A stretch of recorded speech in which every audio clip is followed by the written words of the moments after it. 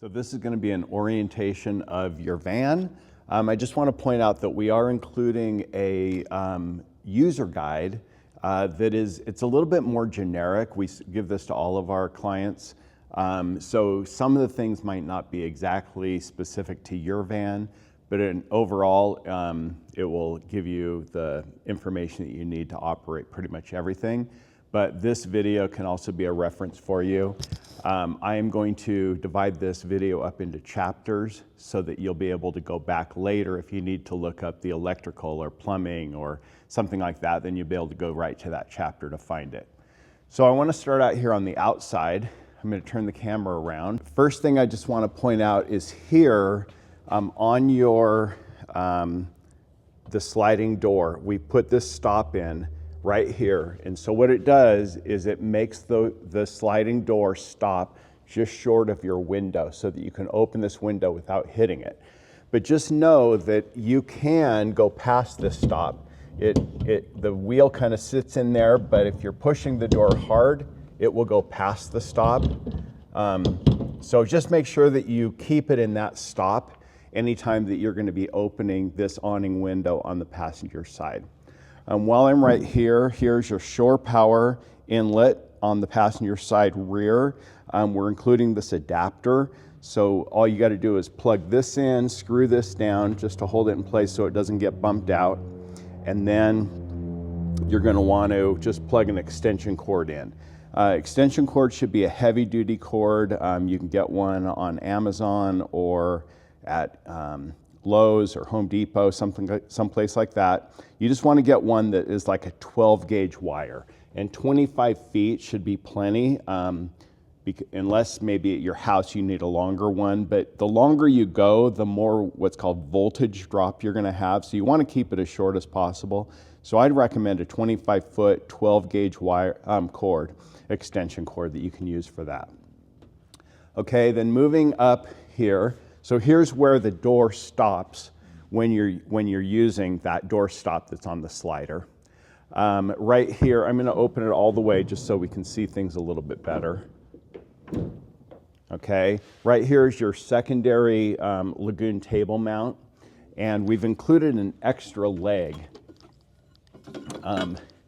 that we've cut down so it's a little bit shorter than the one that the normal one.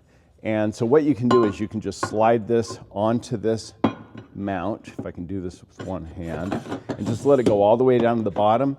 Then you'll just loosen this up, and these are little ratchet handles so you can push the button to move it freely without loosening or tightening.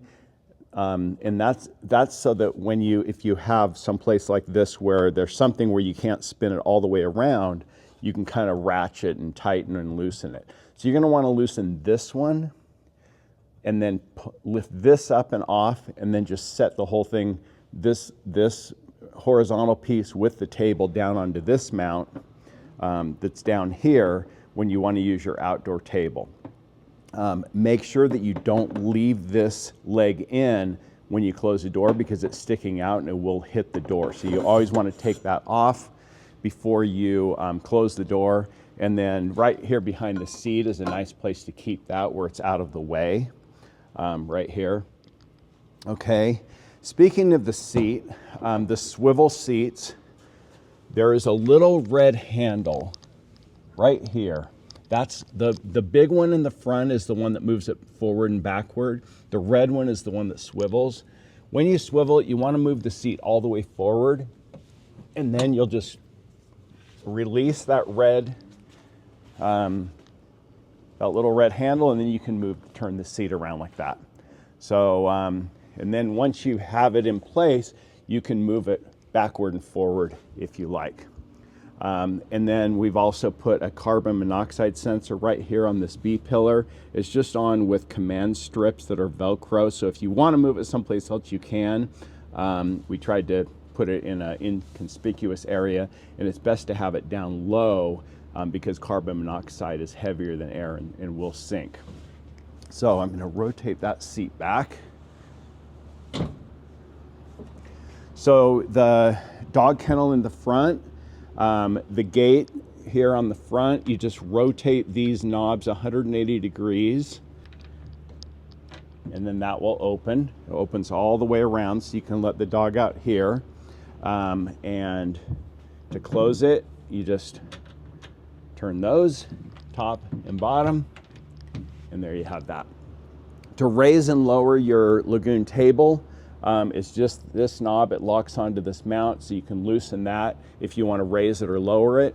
We do recommend that when you're driving, you drop it down and just let it rest on the cushion. So I would just loosen this and then let it drop down. And the reason for that is so that when you go around a corner, it doesn't swing around, because no matter how much you tighten it, they still tend to move, swing when you go around corners. So it's best to have that down, and that'll just keep your cushion in place and also keep the table from swinging.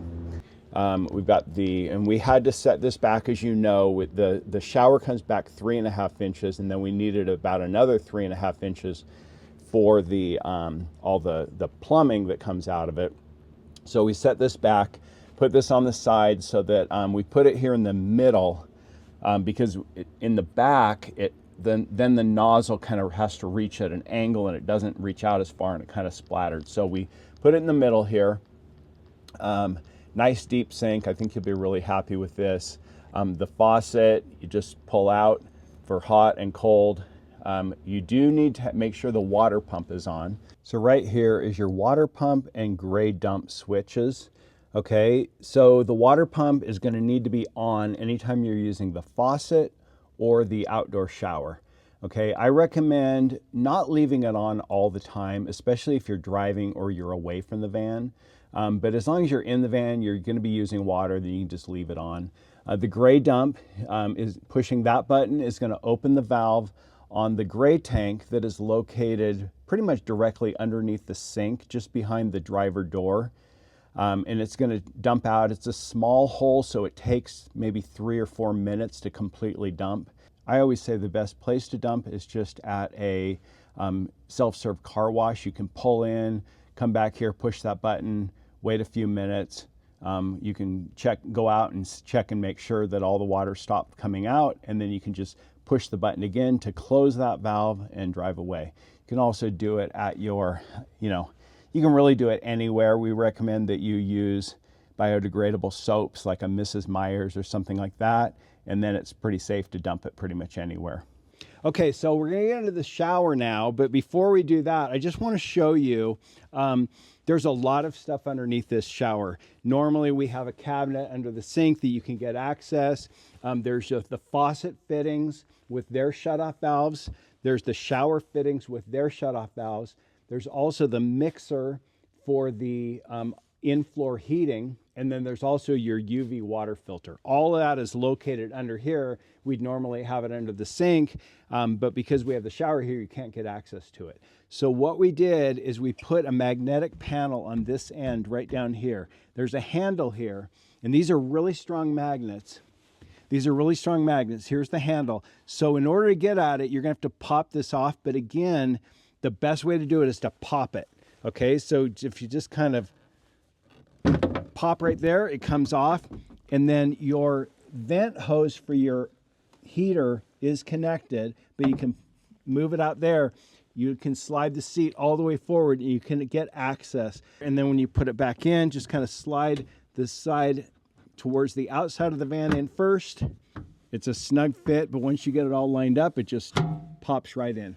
As you know, this was a really tight fit to get this all to work together, but we were able to get this to clear everything, clear the bench and the table. But you do have to make sure that the table is elevated a little bit. If it's all the way down, then this edge of the shower is going to hit this when it folds down. But as long as you have it up, just raise it up about 8 or 10 inches, then you are going to have enough room to where it clears this and comes down. Okay, so there's the shower folded down.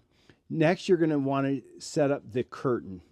And then you're going to want to grab those 4 magnets that are in that drawer. So the top of the shower is the side that has these loops. The opening, which is right here, goes towards the back of the van. So making sure that the side with the door, with the opening, is facing me, I'm going to go down about 12 inches, and I'm going to put that right up there. And I'm going to take another one. I'm going to go down about 10 or 12 inches. I'm going to put that one up here. Okay, I'm going to slide the other two magnets off. And I'm going to do it on this corner. I'm going to go down about 12 inches, put it on that magnet. And then finally, this one, go down about 12 inches and put it on that magnet. Okay, so there it is, suspended up there from the ceiling. So then you can go ahead and just get the bottom arranged, and this will magnetize to the inside of the shower. So then once you get that all secure, and you can pull this a little bit tighter just on these magnets if you want to make sure that it's held up, and then you just can go in through here, climb inside, and from the inside it's really easy to just push all of the bottom of the curtain against the edges to make sure that it's sealed up, and then this top edge you can just put against the top of this, and then you can climb in, and you're just gonna make sure your water pump is on, and you've heated up the water with the Aqua-Hot, and then you're just gonna run this.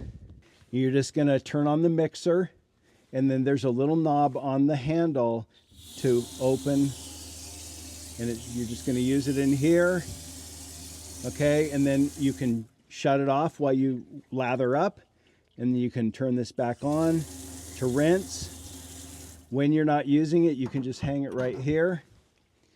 And that's it. And then you're just going to do the reverse to remove it.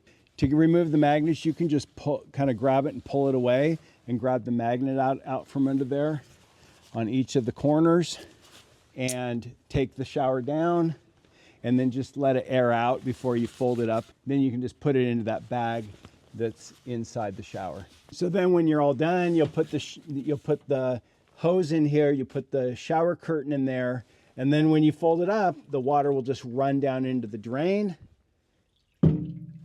and close it up. And there you go. Your T-vent windows here, you just turn these to open them and close them. They do have screens on them. And if you, and I do recommend that you keep those closed when you're driving, just because they're not really made to be open, and they kind of will wobble and rattle a little bit if they're open. So close them when you're driving, but you can open them, when you're stopped. Your blind up here, easiest way I found is kind of just if you angle it and then let go, it's going to sit right behind the backsplash and stay in place. And then to raise it, you can just kind of reach in there and you just lift it up. I think that turned out really nicely. On the end of this upper cabinet here is a light switch for your Galley lights. And if you hold your finger on it, the lights will dim. Over here is just a pop-up outlet. It is kind of nice and slow. And to push it, once it's up, to push it down, you do need to push the button, and then that'll close. Okay, your upper cabinets here in the front are on soft close. Got some extra bedding, an extra top sheet for your beddies, and then I think these are pillow shams. Okay, your drawers are all on heavy-duty magnetic latches, so they are pretty hard to open if you just pull. So the easiest way is just a quick little pop, and then they open pretty easily. So in the top one is your induction cooktop. It is plugged in, and the cord goes to the back, and there's a plug kind of about right here underneath. If you ever need to get at that plug, you can take the drawers out. There are a couple of little levers underneath. You kind of just reach underneath and press those levers in on either side, and the drawer will pop out. So if you need to get at that plug, it is a GFCI plug, and so if it ever trips and you need to reset it, you would need to pull the drawer out to get at that. There is enough cord that if you wanted to, you could lift this out and set it on the counter.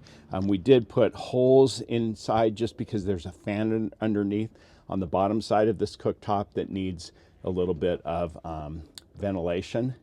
But there's that. We did put these cleats in just to keep this from moving around. So it can move side to side, but it won't move back and forward. Okay. Now one thing, these are heavy duty magnets on all of these, but if you overload the drawers, they can come open when you're turning to the left. So recommend just distribute the weight evenly so that you don't have those coming open. Then behind these 4 drawers is your pantry, and again, it's on heavy duty slide, so if I just pull, it's hard, but if I pop it, it comes open pretty easily. So there's your pantry, your slide out pantry. It is a little bit short, I think it's 10 inches, but the reason for that is behind this we have a lot of pipes and tubes for the hydronic system running behind this, and we needed that space. Above the refrigerator is a little drawer, or not really a drawer, it's just kind of a hideaway thing. We couldn't put a drawer in here because there's not enough height for drawer slides and everything, but it's carpeted, it will fit a laptop, iPad, things like that. So, and is on spring load, so you want to just kind of gently let it up. Don't let it go because it'll snap close pretty hard. And then your refrigerator, pull out refrigerator here. There is a little thing, a drink holder that you can kind of swing up, and you can rotate this one down, this up, it snaps in, it'll hold bottles if you want. That's locked out of place. The ice box is up here. Now this refrigerator does use about the most power of any of the DC devices. It's always running, and so it will drain your battery if you have no solar, if you're not parked outside. After probably 3 or 4 days, it would run your batteries down. So if you're ever just storing your van and you're not going to be using the refrigerator and you're not going to be in direct sunlight, then I recommend turning off the breaker just for the refrigerator. And when we get to the back of the van, I'll show you that.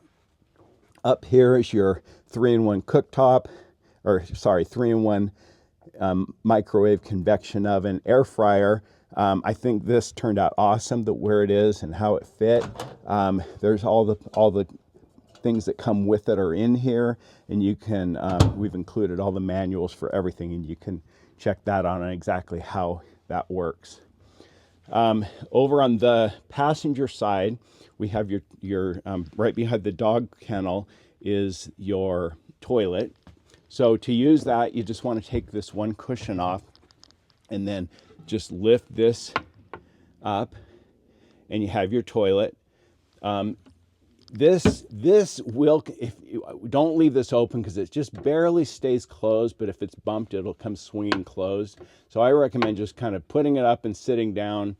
It's got the Mylar bag. It's got 1 cartridge in it. These will get about 15 uses for 1 cartridge. Each time you use it, you would just push this black button and it'll twist and seal off, and a vacuum will pull down a new liner like that. When you get to the end, there is a red line that will show up, but you can also just kind of tell each time it's kind of raised up. And once it gets raised to a point, you're just going to know, hey, it's time to change this. So all you have to do is just lift up this seat, lift this cover off, and that's the cartridge, that white unit right there. And there is an extra cartridge, and it's got a QR code on it where you can scan that to watch a video on exactly how to change the cartridge. Also, there's reorder information on that with that literature. And they are located on the East Coast, so it takes about a week to get cartridges, so I recommend you order a few. But these cartridges, we find that for Lisa and I, when we're traveling, will last us 5 to 7 days if we're using public bathrooms when we can, and then just using this sparingly. We did put a magnetic cover on this, and that's so that you can slide it out and you don't have to lift it up if you need to get at it. And that the main reason you would need to get at the back is to charge it.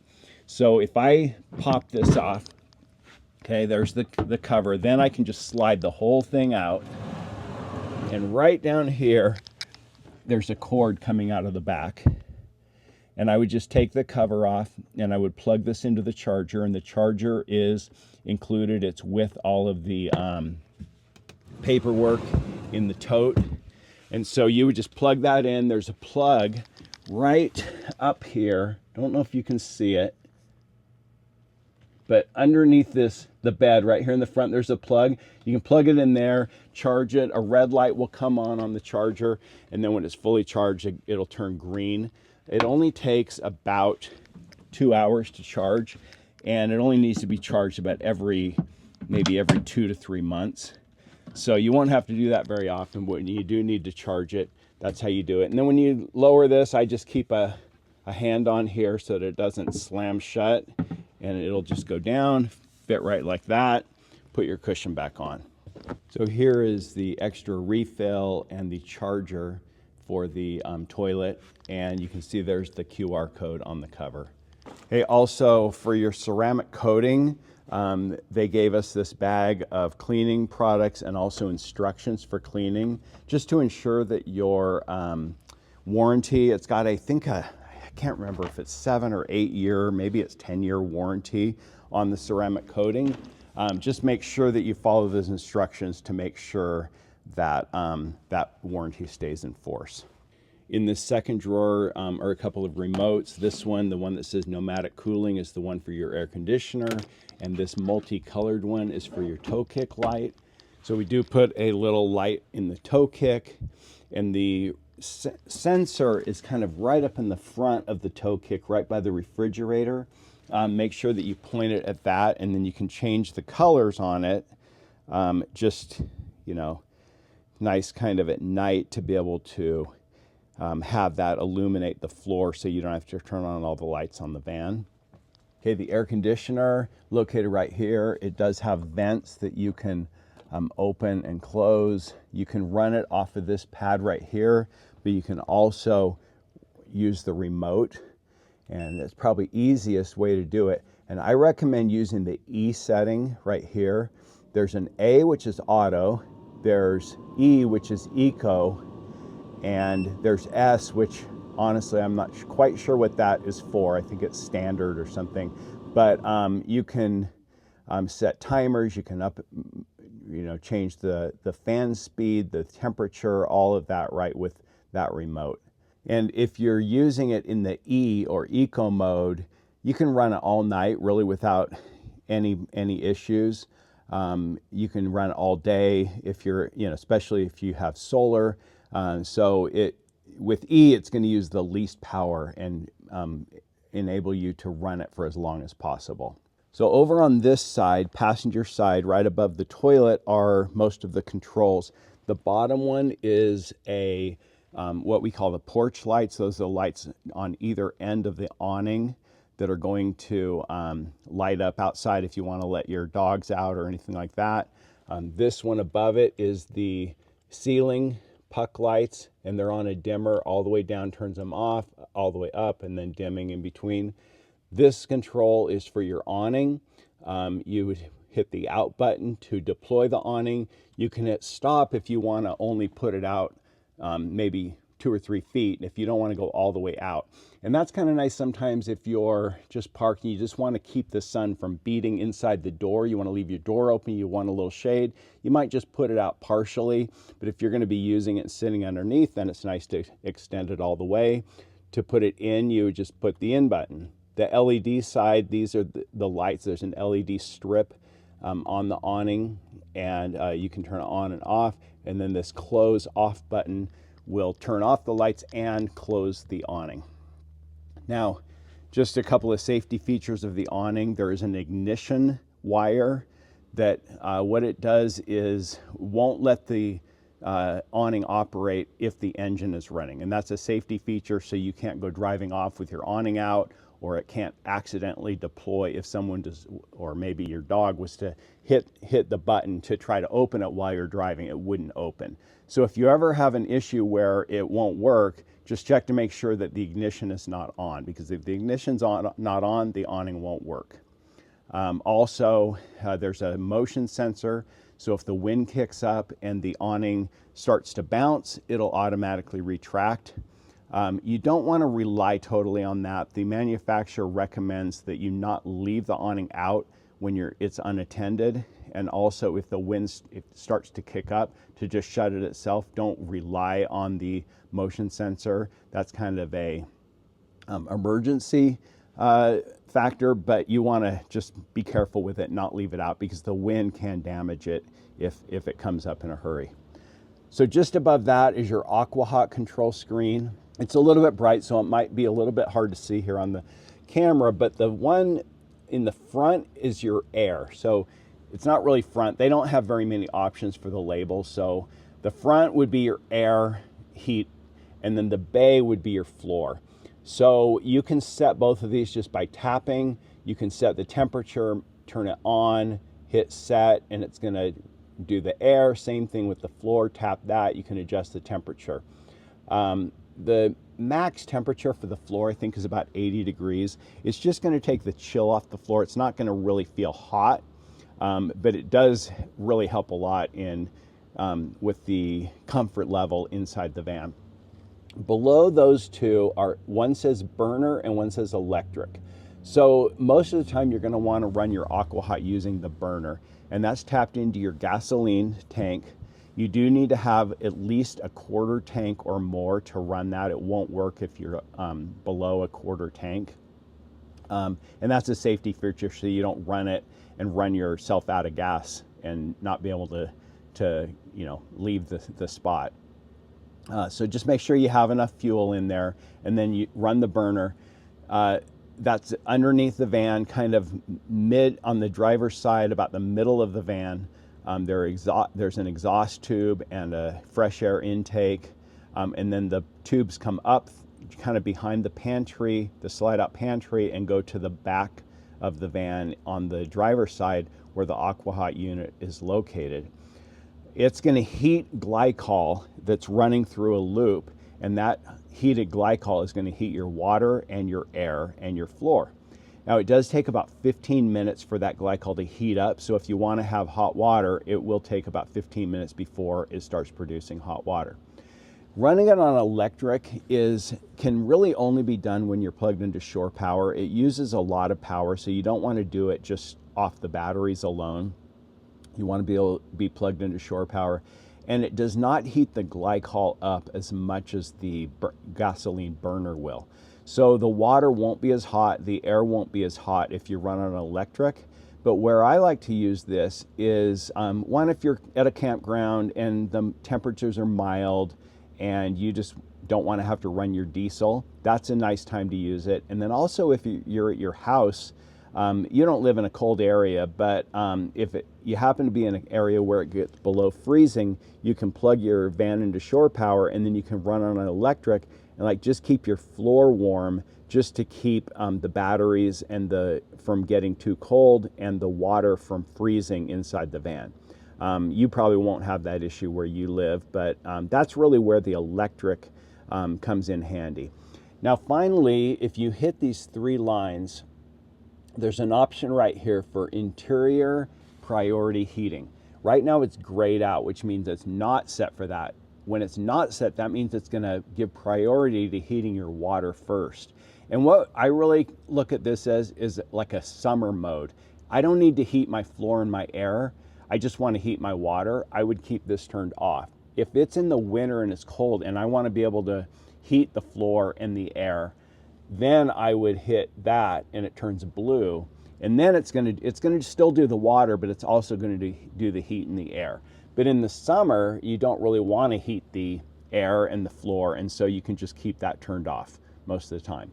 A few other settings to set the time that the screen would turn off. There's also a quiet mode, which on the little heat exchangers, it turns the fan speed down so that they're not as loud, although they're really not very loud anyway, so most people don't ever really use that. So that's that. You can hit the home button and go back to there. There's a complete manual on how to use that, and when we get to the back, I'll show you where you would fill the glycol if you ever need to. Above this one is your Cerbo screen. I like this screen, and the reason is that right here where it says AC mode, that allows me to turn my inverter on and off from the screen. Now the inverter is what's running your plugs, your microwave, and also the Aquahot if you're running it on electric. And so you want to have that, so if you're using your induction cooktop or your microwave, or you want to be able to plug into the outlets, or if you're charging the van by shore power, you need to have AC mode on. Now there's a couple other settings. There's charger only, inverter only. I really wouldn't recommend even using those. And then the other one is AC mode off. I would just either use AC mode off, AC mode on. Having the inverter on does use a little bit of power from the batteries, and so if you don't need it, you might as well just leave it off. But if you are going to need, like I said, the microwave, induction cooktop, or plugs, or inverter, or you're charging on shore power, that needs to be on the AC mode on setting. Right above that is your power, the 100% right now. This is an estimate. The true voltage, 27.6, I think it says there, is really what the state of the batteries. The percentage is estimating based on the voltage how much time you have remaining. Most of the time, most people see that their batteries, if they start at 100% and they cook and they use the microwave and a few things like that at night and run the air conditioner, the next morning you're probably going to be between like 50 to 70%. And then driving is going to help charge it, solar's going to help charge it, or if you really need to charge up, then you could plug into shore power and it would charge in just a few hours. Over here is your freshwater tank level, your gray water tank level. We'll drain the gray tank before we load it up on the truck. But you can see that there. You can swipe this to the side and see just your tank levels, fresh and gray tanks. And then this is another view. Basically tells you the same thing. I do like the other one because it allows you to turn your inverter on and off. But you can see we're plugged into shore power, so we're getting power from that. Right now it says bulk. Bulk means it's charging, it's putting full power in. Now it just changed to absorption. Absorption is once the batteries get up to maybe 85, 90%, it's going to switch to absorption mode, which is slowing the charge down. And then when they're fully charged, it's going to go to what's called float mode. And float mode just keeps your batteries topped off. So you can kind of tell, when you're in either absorption or float, you're pretty much at 100%. If you were down at 70, 60, 70, 80%, then this would read bulk. This yellow one is your solar, how much solar you're getting. We're not getting any because we're inside right now, but you can kind of see all that. This green is showing you another view, but it's I don't really like it. It doesn't give you a lot of information. I like to leave it on this one. Okay, then we've got an outlet right here, and then we've got your Waggle. Now your Waggle, you're going to want to download the app. The paperwork is in the tote for this. Download the app, sign up for an account.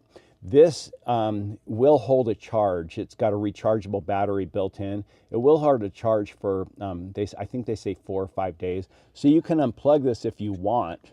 You don't have to keep it plugged in all the time. Or if you want to take this into another vehicle, you can pop that out and take that out.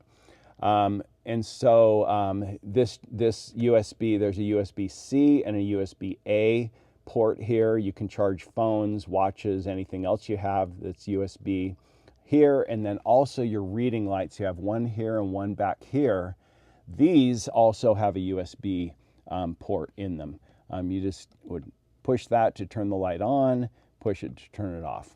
So right up here is your fan. So it's got a magnetic cover on it right now, and that's nice at night to not let light out, also not let light in the morning if you want to keep it dark, and also just helps with insulating it. But you just want to make sure this tag is facing back. That's how the magnets are oriented. But if I want to use it, I can just take this down, and then this switch right here will make the fan turn in either direction, either pushing air down or pulling air out. So I'd want to turn this to open it, okay, to open the cover. You want to make sure that's open when you're running it, but you also want to make sure that it's closed when you're driving. These are not the strongest lids, and so if they're open, they kind of will flap a little bit. And then once that's there, you can turn this knob in the back, and there's 3 speeds, and you just turn it to turn it on, and high, low, so you can just right there. That's all you need to do to turn it on. And then when you're done with it, you would just close it like that. And then you can put your magnetic cover back on. Now window covers, there are window covers. You can see we have them on the back doors. Here's all the bags with them. There's one for the front windshield, one for the two passenger and driver doors. And then the other ones we have up. So we have the two in the back. We also have the one on the slider. So here's the one on the slider right here. And you can just leave this up in place. It's really nice that way. And then if you just undo these Velcro and just extend it down, it's magnetized. It'll stick to the metal all the way around the window. And then to fold it up, you just kind of accordion it up and strap these Velcro straps. And that will keep it up and also attach it in place. And you can do the same thing with the rear ones. You can just accordion those up and Velcro those in place so that they're up. I recommend, because they are bulky and take up a lot of space, I recommend just leaving them on when you don't need them. You have the Arctic Tern window on either side, the awning windows. So right now the shade is down. You can push the whole thing up, and then you have the screen. And then if I push this little thing here, I can lower it, and now there's no screen. And then to open this window, I would just push each of these gray buttons. There's 4 latches, and you just open each one. You can push it out. It kind of clicks into place. To close it, you need to push it all the way open, and then it'll swing closed, and then you can latch it. Okay, so coming around to the back of the van, the garage, on the passenger side is your electrical system. So right at the top, we have a button for garage lights. This will light up the interior here. So if you're loading and unloading at night, it's really nice to be able to help you see. We also have all your DC breakers. So it's labeled right here, 12-volt DC. These are everything except the AC. And I'll go down here to the AC. The AC would be your, this top one is your main. So that's the AC power coming into this panel. And then there's 3 breaker positions. One for the microwave, and that also runs a couple of the outlets. There's one for your Galley outlets. That's your induction cooktop and your pop-up. This one right here is a spare. That's an extra. Nothing's connected to that, but if you ever need to add something in the future, you could add it to that one. And then the bottom one, it says water heater. That's actually the Aqua-Hot. So that one runs that. So you can really just, if you need to cut power to the AC, you can just turn this one on and off. So you can see when I turn that, this outlet light came on, and these lights came on. And when I turn it off, that kills all the power to the AC. We are going to ship the van to you with everything, all the breakers turned off. Okay, so that main is turned off. You're going to want to flip that on, and then you're going to want to flip all of these DC breakers on. So all the DC ones are labeled. The top one is your refrigerator.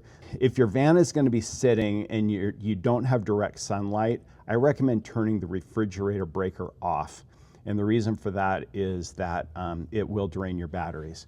A couple other things are connected to that. Your toe kick lights, a couple of little auxiliary things, and some of the little fans and stuff for your Aquahot, and I think even your UV water filter are all connected to this same breaker.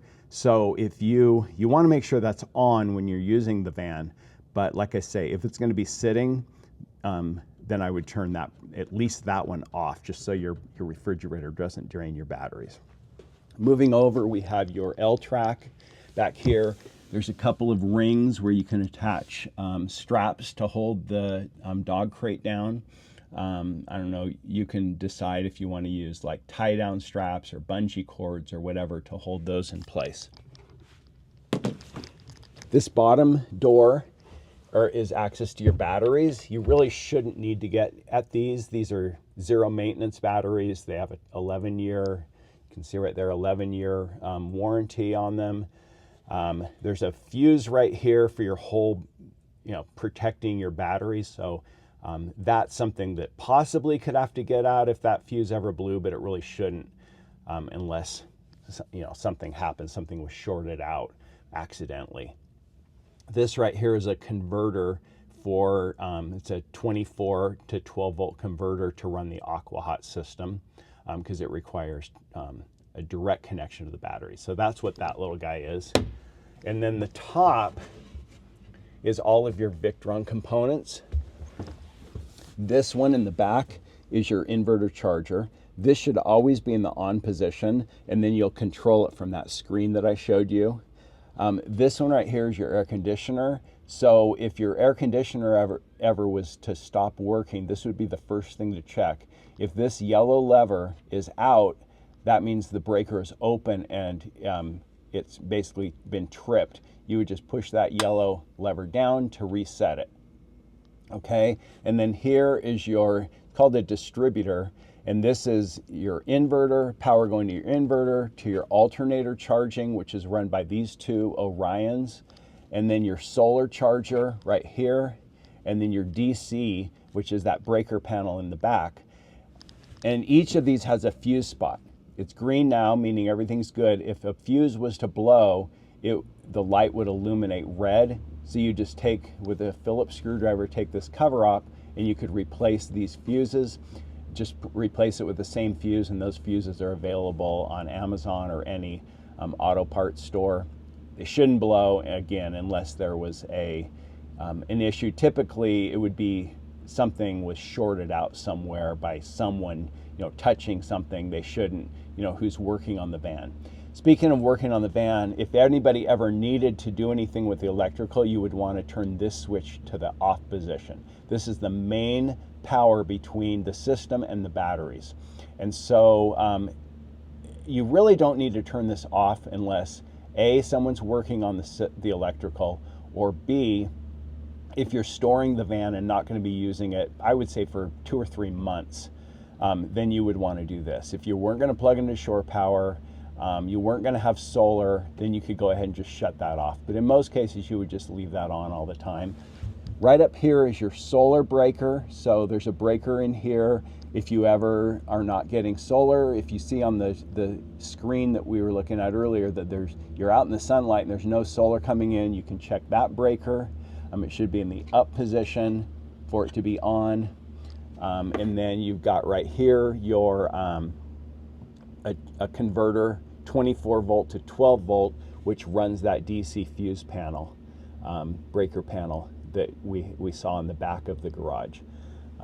There is one more access point for the electrical. In the back here, there's a panel, and it can be removed by screws. If someone was need to get at the AC breaker panel, you would remove this cover, and then they could get access to the back of it. You can also remove the screws and pull it out. There's a little bit of slack in the wire, so you don't have to take this out, but we like to give access if that was ever necessary. Now, over on the plumbing side, you've got right here what we call a sight tube, and you can see the fresh water tank through that tube, and you can kind of see, it's a little bit hard to see the level of the water, but if you look in there, you can kind of see it's a little bit gray where the water level is. You can monitor your water from the screen, but when you're filling it, it is nice to be able to see exactly where you are, so you don't overfill it. So you can kind of check it with this and see. I recommend keeping the water level about 1 inch from the top. That way you don't have pressure upward on the tank. There is an overflow, so if you ever accidentally were to overflow it, you would see water coming out underneath the van. There's a hose that comes out and drains for the overflow. It's not a problem if that happens. I've done it many times when I just kind of get distracted.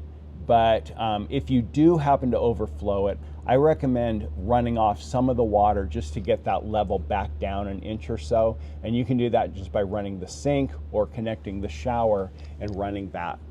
Now, speaking of that, here are your fittings on the back. The top one is your fill, and the bottom one is your shower. We've provided a couple of bags for you. In one of them is the hose. So this is a 25-foot hose. It's pretty short, but once you connect it and turn on the water, it's going to expand to 25 feet. It does have a shutoff right here.